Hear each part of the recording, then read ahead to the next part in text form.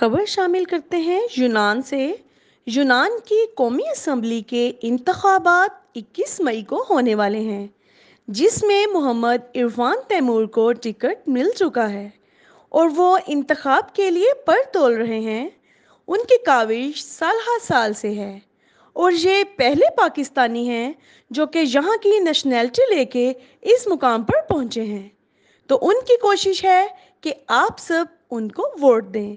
मज़ीद तफसीलात जानते हैं टीवी फोरियो के ब्यूरो चीफ मोहम्मद यामीन की इस रिपोर्ट में। जी यामीन, तफसीलात से आगाह कीजिएगा। मोहतरम नाजरीन, अदाब। मैं हूं बशीर शाद और आप देख रहे हैं टीवी फॉर यू के मरकज़ी दफ्तर से।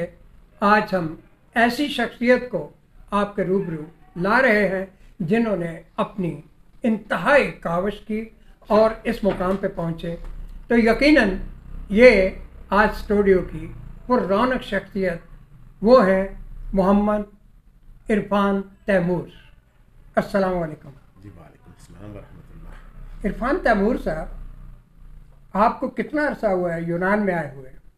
जी, सबसे पहले हाजी साहब, उस्ताद मोहतरम, आपका शुक्रिया, आपने मुझे दावत दी स्टूडियो में आने की। तो मुझे आपको भी पता है 30 साल का अरसा हो गया यूनान में।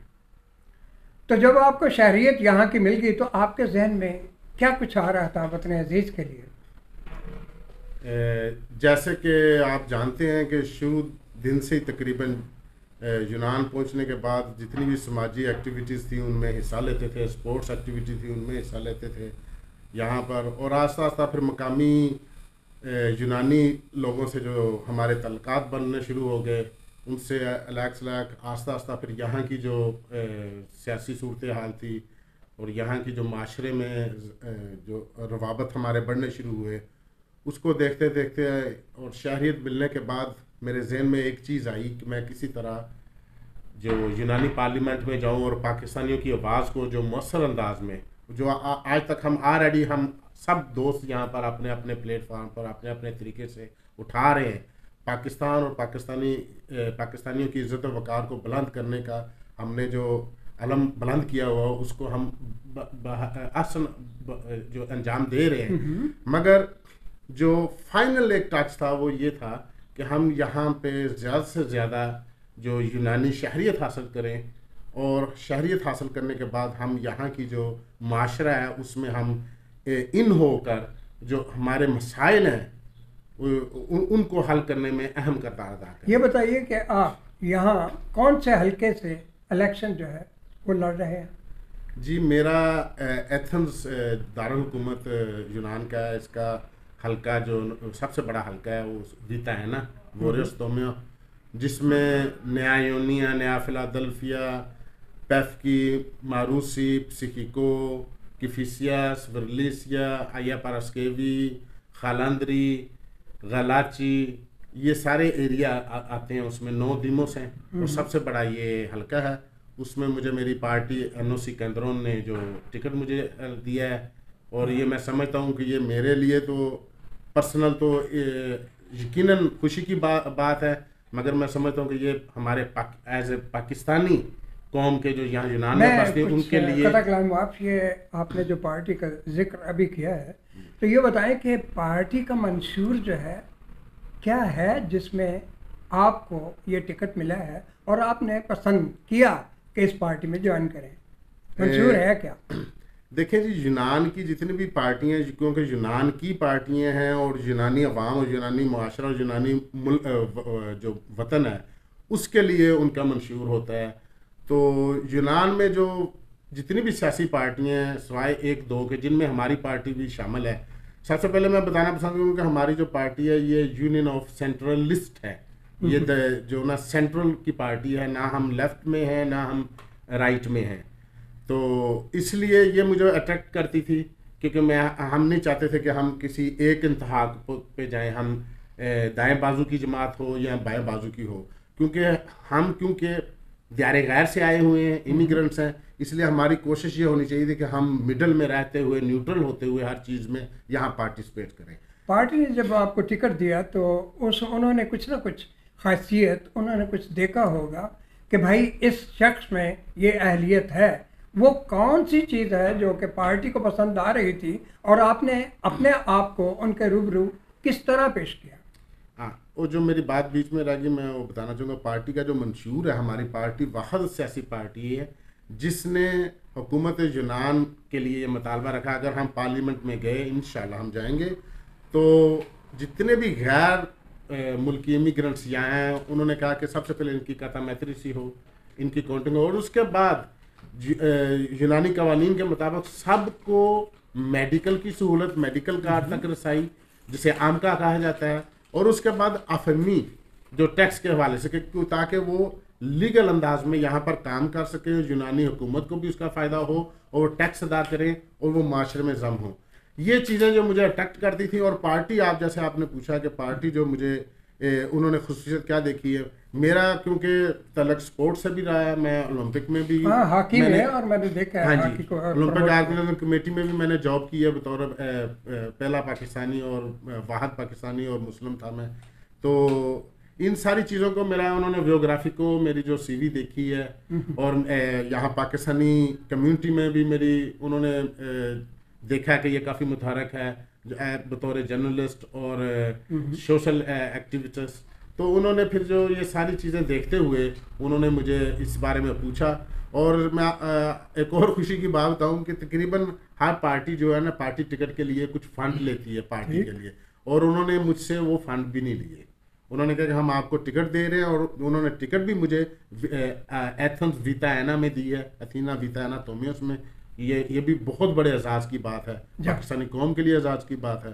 तो मैं समझता हूँ कि ये हमें अल्लाह ताला ने एक मौका दिया कि हम अपनी आवाज़ को पार्लियामेंट तक लेके जा सकें। आपके हल्के में कितने वोटर हैं कमोबेश, और इस वक्त तक आपकी क्या पोजीशन है उसमें?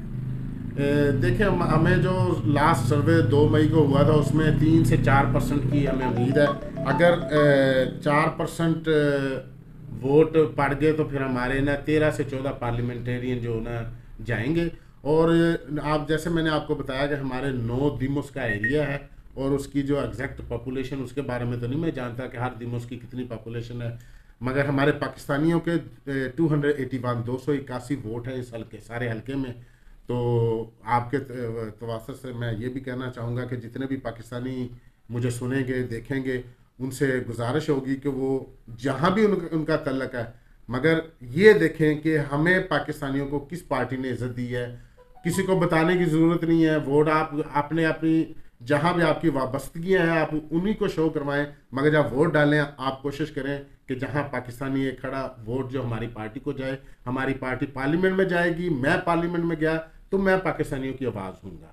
पाकिस्तानियों की आवाज़ के अलावा अगर ये आप कहते हैं कि यहाँ के जितने भी लोग, पाकिस्तानी, इंडियन, बांग्लादेशी, श्रीलंकन, जो भी यहाँ लोग हैं, एशियन या जो भी हैं, उन सब की खिदमत आप करेंगे, वो बेहतर नहीं? देखें जी, जो यहाँ के कवानीन कहते हैं, लीगल जो जाविये में आएंगे, जो उस लेवल पे आएंगे, वो तो इंशाल्लाह जो भी मेरे हलके के लोग होंगे उनके लिए और यूनान के लिए जो भी हो सका, और ख़ासकर क्योंकि मेरा तल्लक पाकिस्तान से है, मैं पाकिस्तान से बतौर इमिग्रेंट्स यहाँ आया हूँ, और जो सारे मसाइल है मुझे बताने की ज़रूरत नहीं है, जो 30 साल मैंने खुद फेस किए हैं, जो सारे मसाइल, वो इंशाल्लाह मैं बखूबी उनको जानता हूँ, और उन मसाइल को अपने पाकिस्तानियों के लिए और साथ साथ जितनी भी दीगर कम्युनिटीज़ हैं, बांग्लादेश हैं, और उसके बाद इंडियन कम्युनिटी है, उसके बाद दीगर कम्युनिटीज़, उनके लिए भी मैं आवाज़ उठाऊँगा। मज़दूर नाज़रीन, एक वक्फ़ा लेते हैं, और वक्फ़ा लेने से पहले मैं आपको एक बात बताऊं कि जिन बच्चों की परवरिश उनके वालिदैन और ख़ासकर वालिदा मोहतरमा करती हैं, और जो उनको उनके ज़हन में उस वक्त वालिदा मोहतरमा सबक देती हैं, उसका नतीजा क्या निकलता है, एक वक्फे के बाद एक वालिदा की दास्तान हम सुनाएंगे। हमारे साथ रहिएगा। मज़दूर नाज़रीन, बात हो रही थी वालिदा मोहतरमा की। एक दोहराने में मैं तैमूर के यहाँ था, और वहाँ वालिदा मोहतरमा इनकी आई हुई थी, अल्लाह तबारक तआला उनको जन्नत पे आला मुकाम दे। उन्होंने यही अल्फाज कहे थे कि बेटा, दियारे गैर में अपने वतन का झंडा बुलंद करना, और ये याद रखना कि ज़्यादा से ज़्यादा उस मुकाम पे पहुँचे कि जहाँ आपकी आवाज़ की शनवाई हो, वक़ार हो। तो भाई, ये आपकी वालदा की दुआ आपके साथ है और हम मुबारकबाद पेश करते हैं। आप सबको भी मुबारक हो कि आपका एक होनहार बेहतरीन सपूत पाकिस्तान का जो कि यहाँ का इंतखाब जो है वो लड़ रहा है। आप सब जो है मेहरबानी करके इसका साथ दें और कोशिश करें कि इसको जो इसने कदम उठाया है बामे अरूज तक पहुँचा दें।